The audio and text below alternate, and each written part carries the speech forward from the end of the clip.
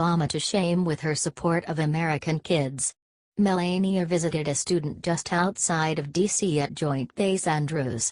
Melania Trump puts Michelle Obama to shame with her class in the way she interacted with these children.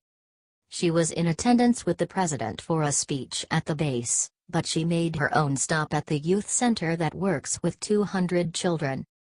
"Hi sweethearts," Trump said as she entered a brightly colored room called the Play Zone, decorated with a whiteboard reading "Welcome Mrs. Trump" with a giant heart in red marker.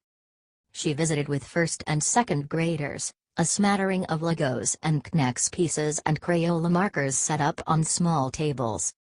"Oh my God, they're amazing. Wow. I love Legos," she said, asking each child what they were building and coloring. Advertisement. The First Lady also visited the gym and had a discussion with middle school students who were building circuits, flying in a flight simulator, and building paper airplanes. She even joined in the paper airplane constructing. She said her was like a boomerang, according to CNN. The STEM Center of Innovation aims to foster an interest in science, technology, engineering and math education by providing access to 3D printers, robotics workshops and video production and conferencing equipment. The center, used by students in kindergarten through 6th grade before and after school, is a partnership between Boys and Girls Club of America and Raytheon. She hasn't announced her official plan, but she will be going in a better direction than Michelle Obama because she is encouraging learning of useful skills and not giving him shitty lunches. These students are just some of the few who are being taught the right way. Public schools have turned into jokes. What do you think of this?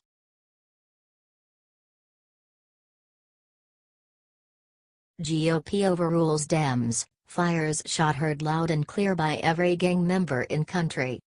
The House of Representatives voted to make a change to the U.S. immigration laws. If passed by the Senate, being a gang member will get you deported. The Democrats oppose it for some odd reason according to young conservatives. Every gang member in the nation should be worried. The Criminal Alien Gang Member Removal Act, H.R. 3697, passed in a 233-175 vote and was backed largely by GOP lawmakers, and opposed by most Democrats. Representative Barbara Comstock introduced the legislation. The bill makes the police deport any illegal immigrants that they can prove are gangbangers. Advertisement. It will provide additional tools to law enforcement that will ensure that when Immigration and Customs Enforcement positively identifies a known alien gang member, they may act immediately, Comstock said on the House floor. "We don't have to wait until these brutal killers wield their machetes or leave another body on a children's playground." Why is it so natural for the Democrats to oppose any measures to stop criminals? This should be something that everyone agrees on. The Democrats are fond of criminals though, since criminals, illegal immigrants, and corrupt Hollywood losers are their voting base. They need criminals and illegals in the U.S. in order to keep their power. Representative Zoe Lofgren is not happy with the common sense bill. Her reasoning is so perfectly idiotic. In one fell swoop, this could turn nuns into gang members, Lofgren said. Advertisement. Come on. Who can be so stupid as to imagine this would happen? MS-13 is one of the most talked about gangs in the U.S. The gang hails from El Salvador and a lot of the Salvadorians coming across the border are members of MS-13. At least 17 murders on Long Island alone have been attributed to MS-13. Following the April murders, Attorney General Jeff Sessions traveled to Long Island and vowed to crack down on MS-13. President Trump visited in June and said the government would dismantle, decimate, and eradicate MS-13 and other gangs. Law enforcement has done a fantastic job going after these gangs and locking members up. The bill is headed to the Senate. Hopefully, it will make it to Trump's desk. What do you think of this? Do you think that every gang member should be worried?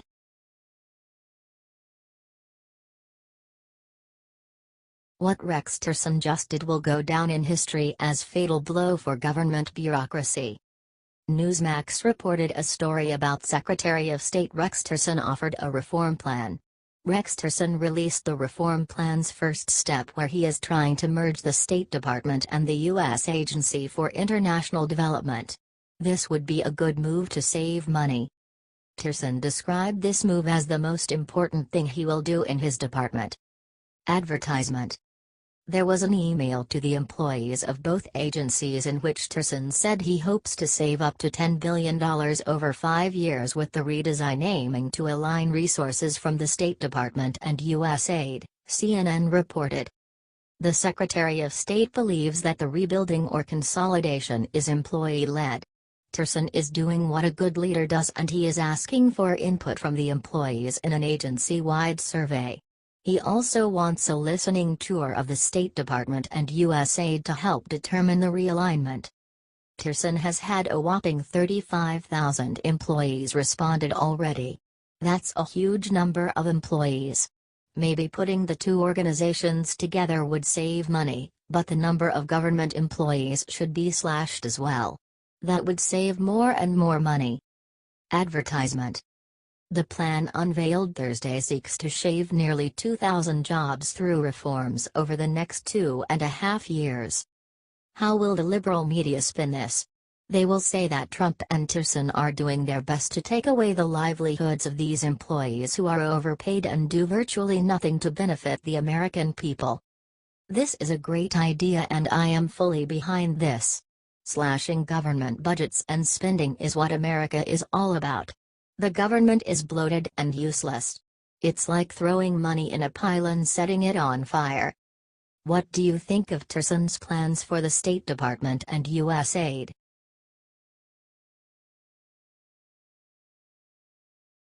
Breaking: famous anti-Trump Hollywood starlet sued for stealing $430,000 from employees. Faith Family America has a story today about yet another anti-Trump celebrity who's in big trouble. Recently, celebrity chef Anthony Bourdain guaranteed himself a visit from Secret Service after saying he wants to poison President Trump. Now this latest story is about actress Jessica Biel, and it also involves cooking and food, believe it or not. Advertisement. Usually fans think of Biel for being married to Justin Timberlake and lighting up the silver screen with her attractive good looks. Now she's making headlines for an entirely different reason, however, as she is being sued for theft. Biel co-owns a restaurant in LA called O Fudge, and employees at this restaurant say Biel and her business partners withheld more than $430,000 in tips from them. That's a hell of a lot of tips. Doesn't Biel make enough from her movies? Hint: Biel has an estimated net worth of $18 million, and when you add her worth to Timberlake's it shoots up to $248 million, so Biel isn't exactly hurting for cash. Advertisement. Biel's restaurant frequently has private events and dinners where customers get charged a 22% gratuity. This isn't a place for regular Americans to eat, in other words, it's a super expensive hangout. But 9 employees and former employees say Biel and her co-owners kept the tips instead of giving them out as agreed. In the lawsuit, the employees say huge events didn't result in them getting the tips they were owed, not even close. For example, the lawsuit mentions a high-end Netflix meal event last summer at O Fudge. Netflix folks racked up a bill of $80,220.19 and put in a tip of $13,271.50. So what did the waiters and staff allegedly get from that tip? Big fat zero. The restaurant is owned by Biel along with Esty Stanley, Joey Gonzalez, Kimberly Muller, and Jonathan Rollo. Employees say they intentionally added up the numbers wrong to steal the tip from staff. Employees also say the restaurant's owners treated them like crap on a regular basis. Does that surprise anyone? We're talking about Hollywood bigwigs here. Each of the employees had their gratuities wrongfully converted and were improperly denied meal and rest breaks, overtime compensation, and earned wages under various illegal payroll practices, the lawsuit alleges. It goes on to say that the restaurant's owners charged hundreds of thousands of dollars in gratuities to private party customers and converted said gratuities to themselves in order to pad their own pockets and deprive plaintiffs their just compensation in violation of law. That is just low, dude. The lawsuit is asking for the $430,100 owed in tips and an additional $31,549 for breaks that weren't given to staff. It also wants $1 million in punitive damages. The 9 employees are suing the owners for $430,100 in gratuities, $31,549 for missed breaks, and $1 million for punitive damages. Biel and the other restaurant owners' lawyers said they had no comment and looked forward to defending themselves in court. What do you think about this? Let us know your thoughts on Facebook. For other breaking news, read our latest article about the Godfather actor who just passed away. Please be praying for his family and friends.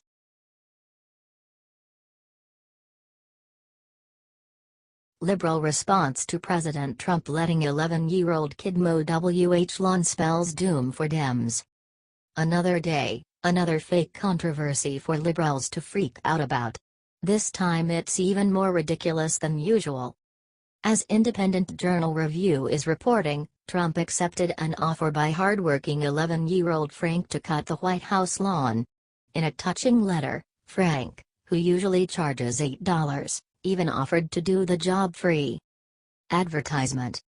Frank's heartwarming letter to the president. It would be my honor to mow the White House lawn some weekend for you. Even though I'm only 10, I would like to show the nation what young people like me are ready for. I admire your business background and have started my business. I have been mowing my neighbors' lawns for some time. Please see the attached flyer. Here's a list of what I have and you are free to pick whatever you want: power mower, push mower, and weed whacker. I can bring extra fuel for the power mower and charged batteries for the weed whacker. I will do this at no charge.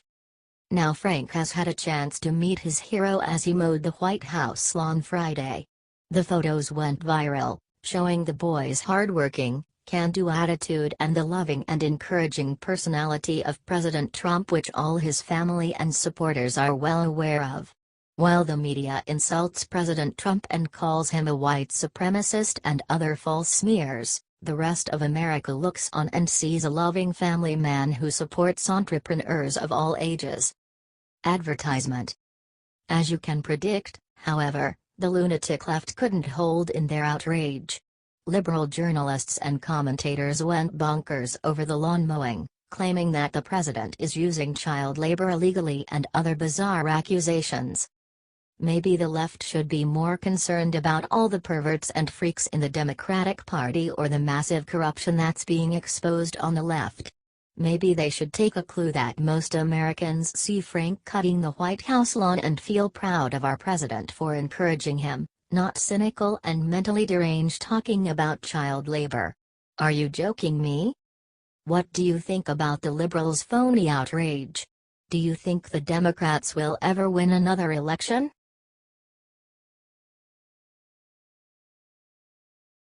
Melania shows Michelle proper way to honor American first responder heroes at gala last night. Hurricane Irma has devastated Florida and people across the country have been touched by the heroism and dedication of first responders. President Trump and First Lady Melania visited recently and handed out food and water to survivors, showing their support as Florida begins to rebuild. Advertisement. Now FLOTUS has warmed hearts again, speaking Thursday at a gala event for the White House Historical Association. As Washington Examiner is reporting, Melania made it clear just how much she appreciates those who put their lives on the line when she called Hurricane Irma's first responders guardian angels. Spending time with the first responders in Texas and Louisiana days ago warmed our hearts to see so many in such a desperate situation responding with kindness, charity, and resolve, FLOTUS said. We saw first responders, some of whom went from Harvey's aftermath directly to the path of Irma, helping those in need and serving as guardian angels to those left with only prayers and hope, the First Lady said. We saw so many who lost so much in these past weeks, a family member, a friend, their first home, or treasured keepsakes. Advertisement. Through it all, however, the strength of the American spirit shone through.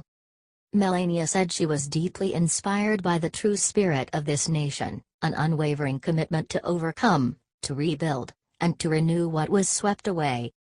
Melania made the comments at a gala for the White House Historical Association, which was founded by Jackie Kennedy. Prior to her remarks, POTUS commented that Melania is the star of the Trump family. She's quickly becoming the star of the nation as well. Don't you agree? Watch the touching remarks.